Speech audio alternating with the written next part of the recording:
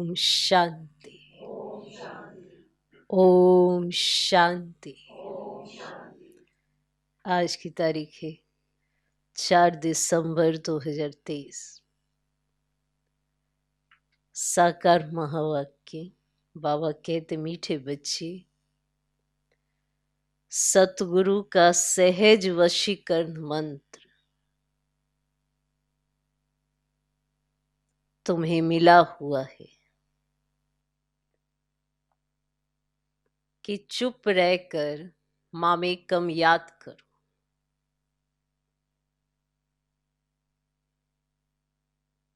सतगुरु का सहज वशीकरण मंत्र तुम्हें मिला हुआ है कि चुप रहकर मामेकम याद करो।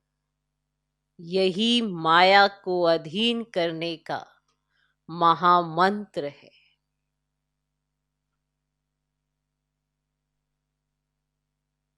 यही माया को अधीन करने का महामंत्र है।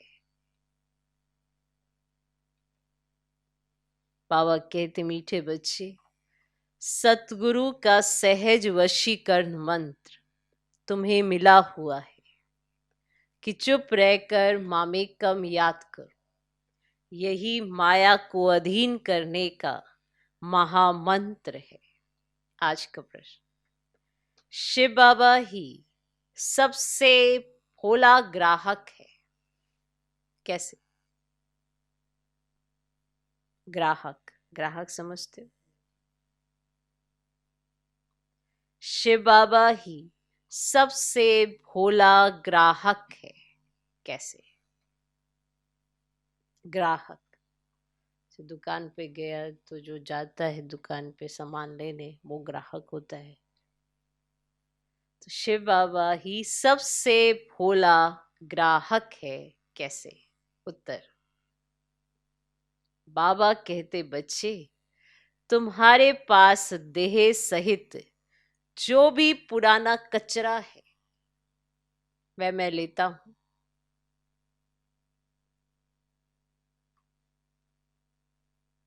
तुम्हारे पास देह सहित जो भी पुराना कचरा है वह मैं लेता हूं।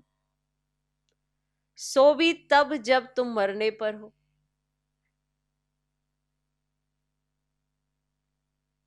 सो भी तब जब तुम मरने पर हो। तुम्हारे सफेद कपड़े भी मरने की ही निशानी है। तुम्हारे सफेद कपड़े भी मरने की ही निशानी है। तुम अभी बाप पर बलि चढ़ते हो।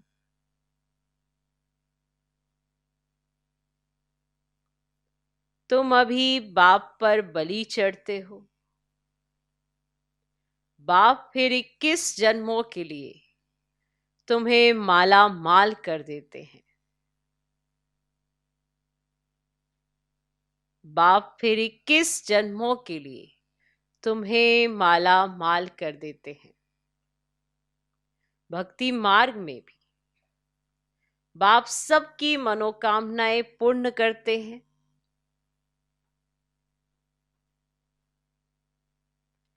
भक्ति मार्ग में भी बाप सबकी मनोकामनाएं पूर्ण करते हैं। ज्ञान मार्ग में भी सृष्टि के आदि मध्य अंत का ज्ञान दे त्रिकालदर्शी बनाते हैं। ज्ञान मार्ग में भी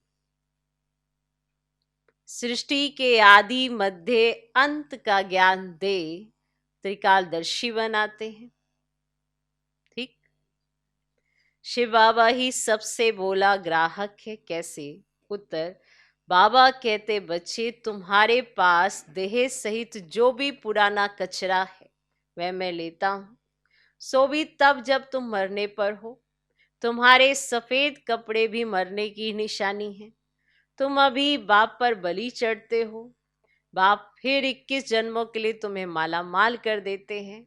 भक्ति मार्ग में भी बाप सबकी मनोकामनाएं पूर्ण करते हैं। ज्ञान मार्ग में भी सृष्टि के आदि मध्य अंत का ज्ञान दे त्रिकालदर्शी बनाते हैं। तो भक्ति मार्ग में भी माला माल भगवान आपकी मनोकामनाएं पूर्ण करते हैं, और अभी तो त्रिकालदर्शी बनाते हैं, है ना। सबसे बोला ग्राहक देता ही जाता है, देता ही जाता है। आज का गीत है भोलेनाथ से निराला और कोई नहीं। ओम शांति। बच्चे भोलानाथ के सम्मुख बैठे हुए हैं। व्यापारी लोग कहते हैं ऐसा कोई मत का मूरा हो जो 1000-2000 का माल लेकर हमको खूब धन दे कर जाए। जो व्यापारी लोग होते हैं ना, वो ये चाहते हैं कि सुबह सुबह ऐसा कोई मत का मूरा मिल जाए जो पैसा इतना दे जाए और माल थोड़ा सा लेके जाए। आज समझ में आई? मत का मूरा माना कम बुद्धि वाला भोला। तो व्यापारी लोग कहते हैं ऐसा कोई मत का मूरा माना कम बुद्धि वाला भोला हो जो 1000-2000 का माल लेकर हमको खूब धन दे कर जाए। हे भगवान, हमको ऐसा ग्राहक मिलाओ। ऐसे व्यापारी लोग कहते हैं। अब भोलानाथ बाप आकर बच्चों को आदि मध्य अंत का राज समझाए, त्रिकालदर्शी बना रहे। मेरे जैसा ग्राहक तुमको कभी मिल नहीं सकता है। मिल सकता है, मिल सकता है। मेरे जैसा ग्राहक तुमको मिल सकता है। तुम उनको अर्पण करते हो, भक्ति मार्ग में बहुत महिमा करते हो।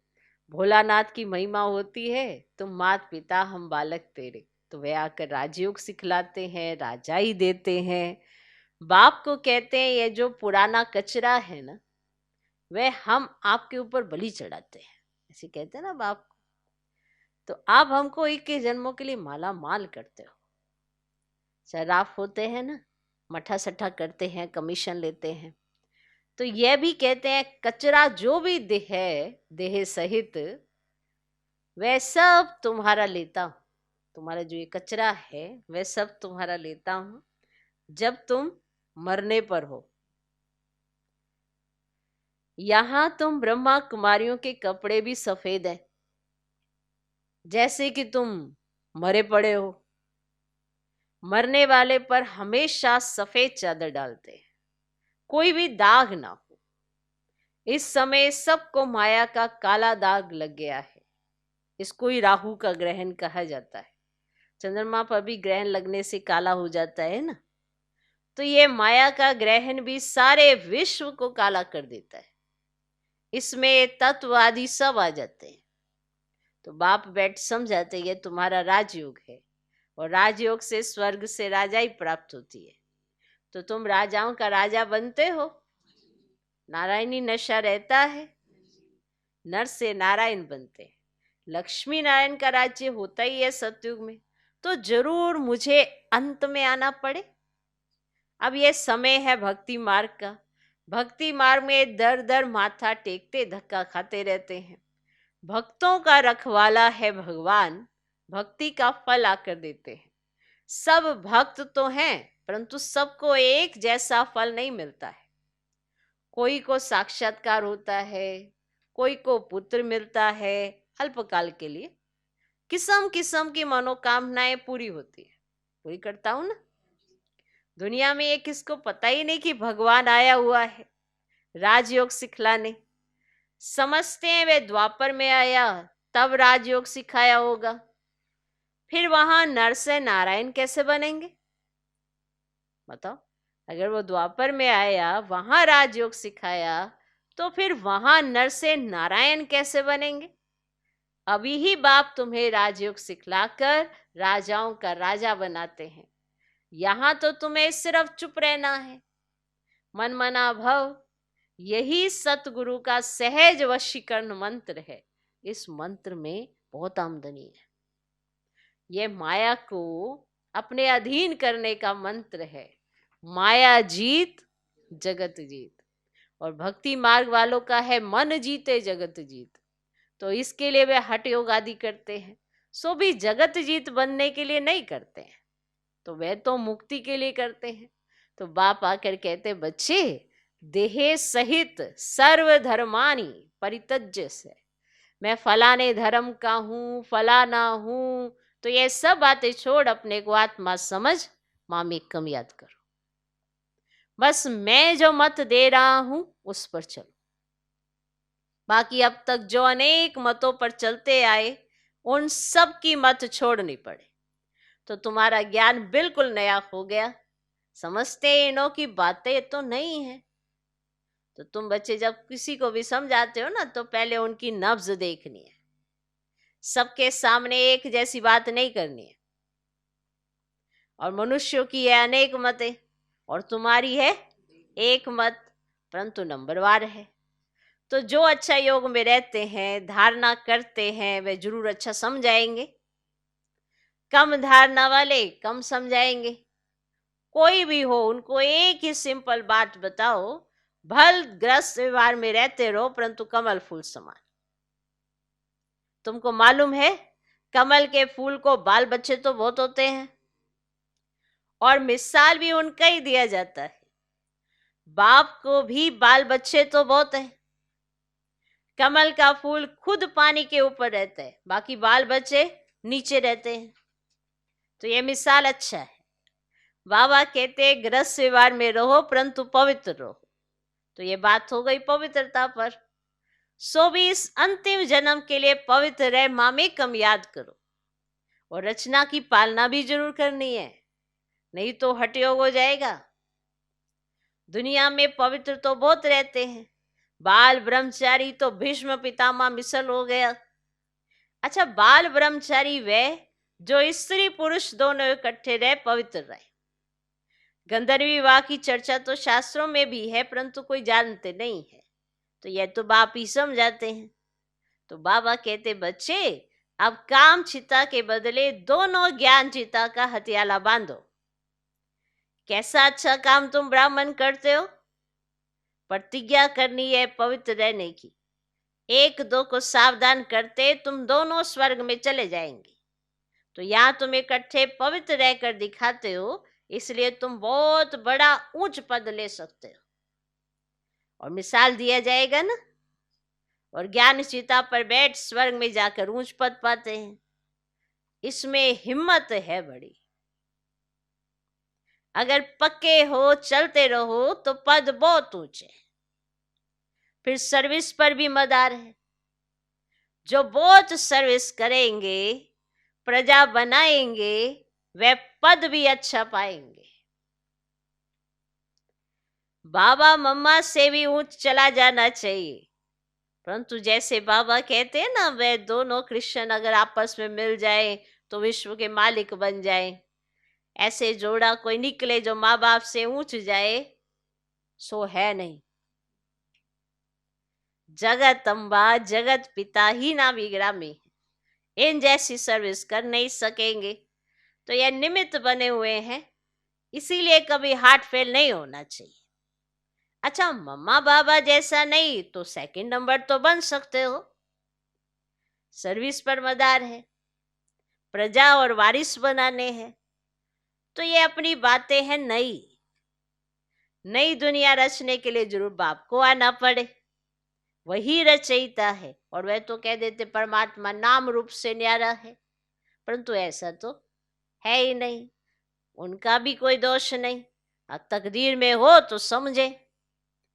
बहुत आते हैं जो समझते भी है कि बात तो बरोबर ठीक है। कोई कहे आत्मा का नाम रूप नहीं है, तब आत्मा नाम किसका पड़ा। आप कहते आत्मा का नाम रूप नहीं है, तो फिर ये आत्मा क्या है। ये भी तो नाम है ना। तो आत्मा नाम किसका पड़ा। आत्मा नाम तो है ना।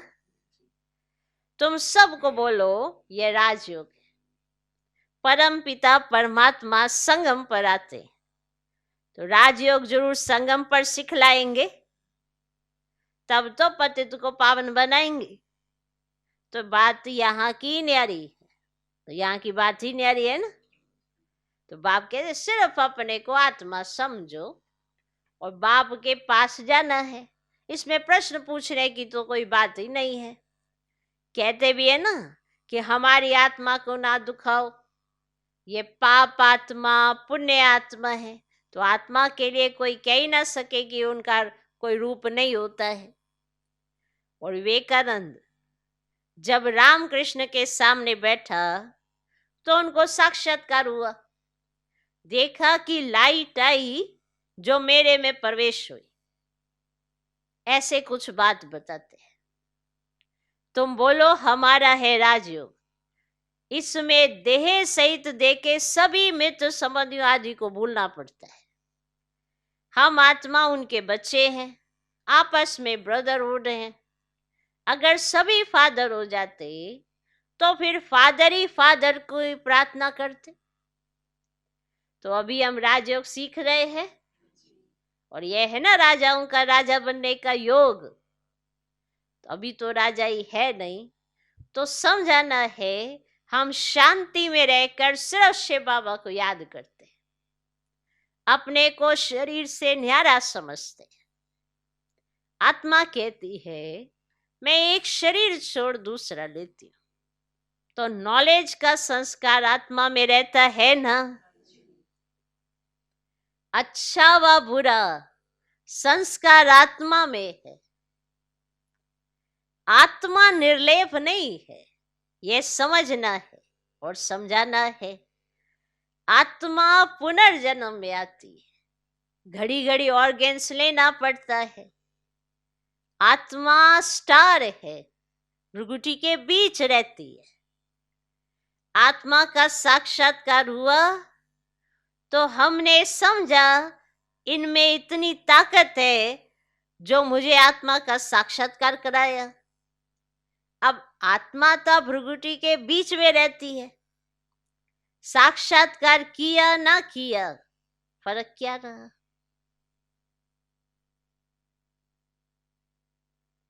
आत्मा खुद कहती है मैं स्टार हूं, मेरे में 84 जन्मों का पाठ है।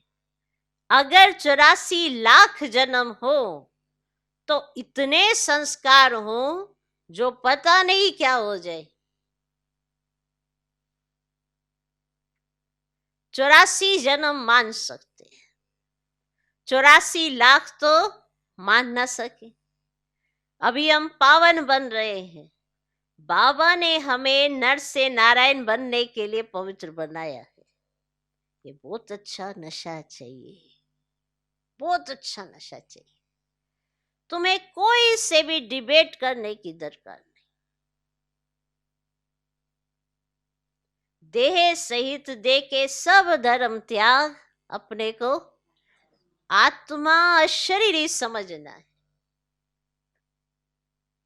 भल हमने शास्त्र आदि पढ़े हैं, परंतु डिस्कस क्यों करें, जबकि बाप ने कहा है मामेकम याद करो। और दूसरा फरमान है ग्रस्त व्यवहार में कमल फूल समान पवित्र रहो। योग अग्नि से ही पाप नाश होंगे। भगवानुवाच है, भगवान भी परम आत्मा है, उनको भी स्टार कहेंगे। बहुत पॉइंट्स है, एक समय नहीं निकल सकती। आसामी देख युक्ति से उठाना है।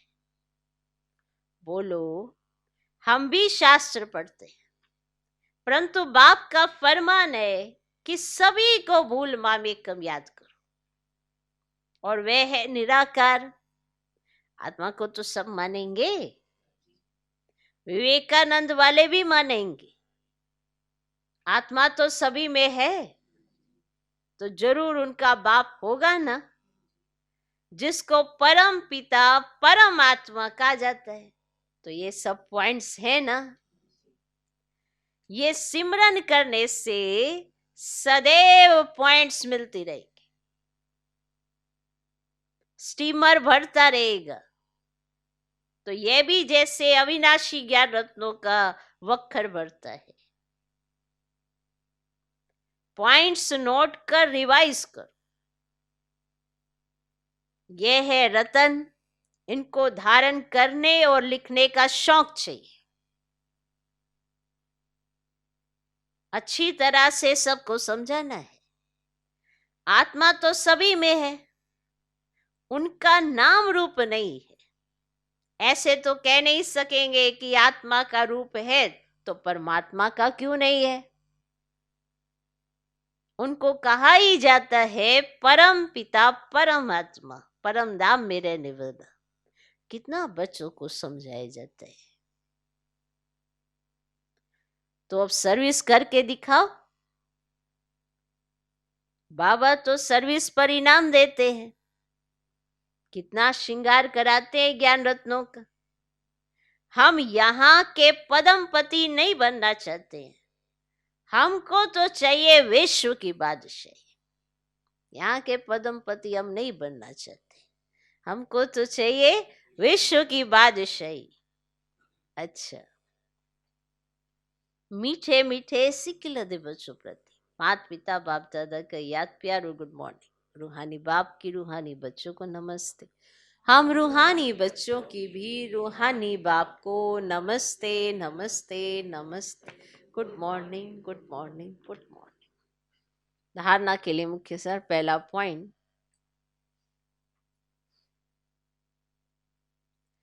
ज्ञान रतन जो मिलते हैं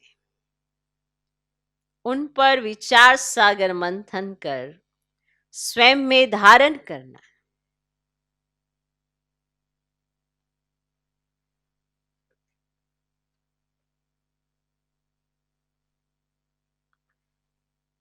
ज्ञान रतन जो मिलते हैं उन पर विचार सागर मंथन कर स्वयं में धारण करना है।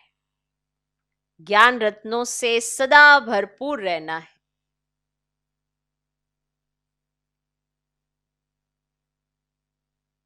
ज्ञान रत्नों से सदा भरपूर रहना है। दूसरा पॉइंट, अपने नारायणी नशे में रहना है।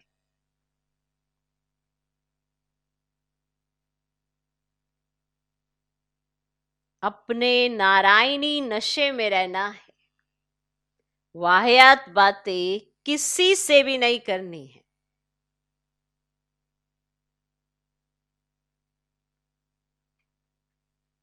वाहियात बातें किसी से भी नहीं करनी है। अशरीरी बनने का अभ्यास करना है।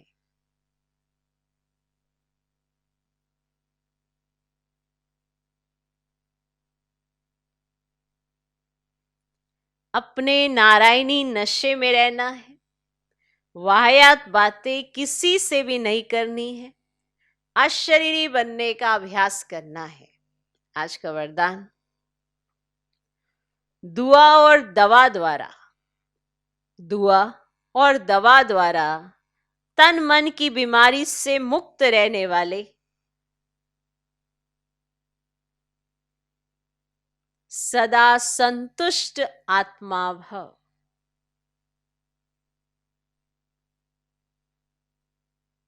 दुआ और दवा द्वारा तन मन की बीमारी से मुक्त रहने वाले सदा संतुष्ट आत्मा भव।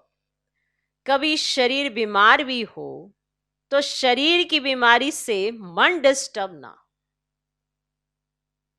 सदैव खुशी में नाचते रहो तो शरीर भी ठीक हो जाएगा। मन की खुशी से शरीर को चलाओ तो दोनों एक्सरसाइज हो जाएंगी। खुशी है दुआ और एक्सरसाइज है दवाई। खुशी है दुआ और एक्सरसाइज है दवाई।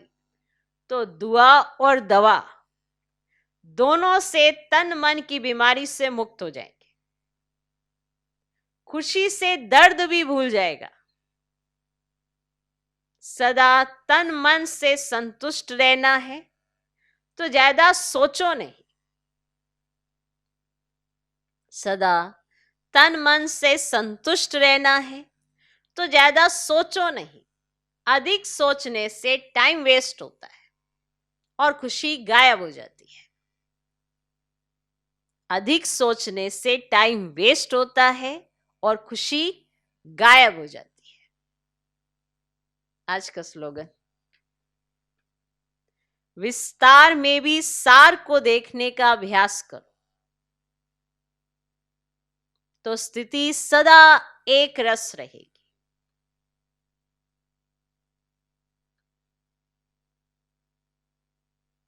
विस्तार में भी सार को देखने का अभ्यास करो तो स्थिति सदा एक रस रहेगी।